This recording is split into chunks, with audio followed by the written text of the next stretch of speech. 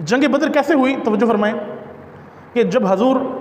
صلی اللہ علیہ وآلہ وسلم جب آپ اللہم صلی علی محمد وعلی محمد جب آپ مکہ سے مدینہ ہجرت کر آئے، جب آپ نے ہجرت کی مدینہ کی جانب مکہ سے، تو 2 ہجری میں جنگ بدر ہوئی ہے، یعنی ہجرت کے 2 سال بعد، یعنی جس سال حضور نے ہجرت کی مکہ سے مدینہ، اس کے 2 سال بعد جنگ بدر ہوئی ہے۔ تو جنگ بدر اس طرح سے ہوئی کہ ظاہر ہے یہ مہاجرین مکہ چھوڑ آئے تھے، اور اب مکہ کے وہ کفار اور مشرکین جب مدینہ کے ارد گرد سے وہاں سے گزرتے، ظاہر ان کی تجارتی قافلے وہاں سے گزرا کرتے تھے، تو یہاں کے مسلمان ان کے آڑے آتے اور ان کو وہ ظاہر پریشانی پہنچاتے۔ ان کے لیے تو یہ پریشانی تھی، لیکن مسلمانوں کا وہ حق تھا، کیونکہ مکہ والے جب سے مسلمان ہجرت کر کے گئے تھے ان کو واپس مکہ نہیں آنے دیتے تھے، ان کے لیے مشکلات کھڑی کی ہوئی تھی۔ تو اب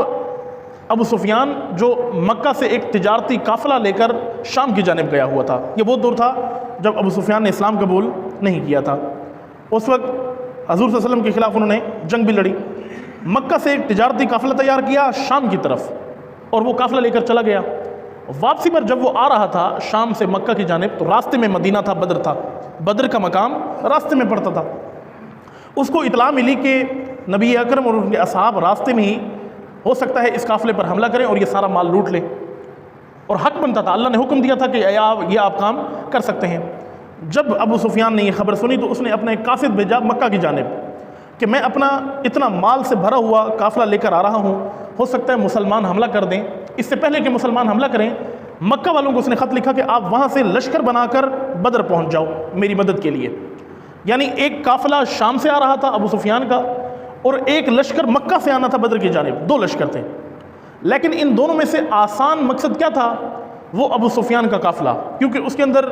درہم و دینار تھے، اور بعض تاریخی روایت کے مطابق 50,000 درہم اس قافلے میں موجود تھے، بہت بڑی رقم تھی۔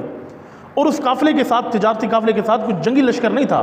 40 افراد تھے جو اس کی حفاظت کر رہے تھے، اور یہاں حضور کے پاس 313 اصحاب تھے جنگ بدر میں، حضور کے پاس 313 تھے، اور اس تجارتی قافلے کے اندر 40 لوگ تھے، اور مال و منال سے بھرا ہوا قافلہ تھا۔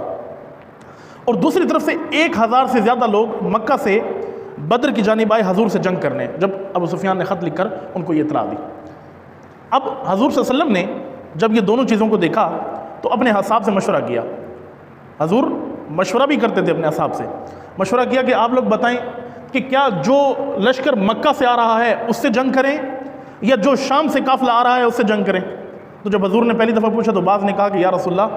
وہ جو مکہ سے آ رہا ہے وہ 1000 پر محیط لشکر ہے، ان کے پاس کئی گھوڑے ہیں، کئی نیزے ہیں، تلواریں ہیں، ان کے پاس اونٹ موجود ہیں، ان کے پاس جنگی اسلحہ موجود ہے، ہم 313 ہیں،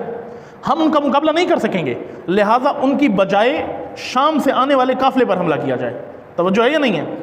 جب حضور نے ان سے مشورہ کیا تو بعض اصحاب نے یہ مشورہ دیا کہ مکہ سے آنے والے اس 1000 لشکر پر، 1000 کے لشکر پر حملہ نہیں کیا جائے، بلکہ اس تجارتی قافلے پر حملہ کیا جائے جس کے پاس صرف پیسہ ہے۔ سپاہی تو تھے نہیں، ان کو پتہ تھا اگر اس تجارتی قافلے پر حملہ کیا تو ہم جیت جائیں گے۔ پھر حضور نے انصار سے مشورہ کیا۔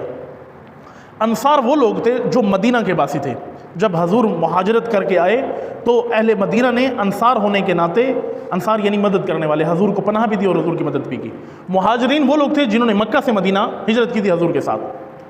تو اب حضور نے انصار سے مشورہ کیا تو انصار نے کہا یا رسول اللہ، آپ نے ہم سے مشورہ لیا ہے، آپ کا حکم سر آنکھوں پر، لیکن ہماری تجویز یہ ہے کہ جو آپ کہیں گے ہم وہ کریں گے۔ آپ کہیں گے کہ مکہ والے لشکر کے خلاف لڑنا ہے، ہم آپ کے ساتھ کھڑے ہیں۔ آپ کہیں گے اس قافلے پر حملہ کرنا ہے، ہم پھر بھی آپ کے ساتھ کھڑے ہیں۔ تو ان انصار میں سے ایک جن کا نام لیا گیا وہ حضرت مقداد علیہ السلام تھے، جنہوں نے یہ بات کہی کہ یا رسول اللہ آپ حکم کریں، جس کے خلاف بھی قیام کرنا ہے ہم آپ کے ساتھ ہیں۔ آپ نے اگرچہ ہم سے مشورہ لیا ہے، آپ نے ہمیں عزت بخشی ہے، لیکن آپ رسول ہیں، آپ اللہ کے نبی ہیں، آپ ہمارے قائد ہیں، آپ ہمارے لیڈر ہیں، جو فیصلہ آپ کریں گے وہ ہمیں منظور ہے۔ اور اللہ تعالیٰ پہلے سے مومنین کو یہ وعدہ دے چکا تھا کہ ان دونوں گروہوں میں سے جس پر بھی تم لشکر کشی کرو گے اللہ تمہیں کامیابی عطا فرمائے گا۔ یہ اللہ پہلے وعدہ دے چکا تھا سورہ انفال کے اندر۔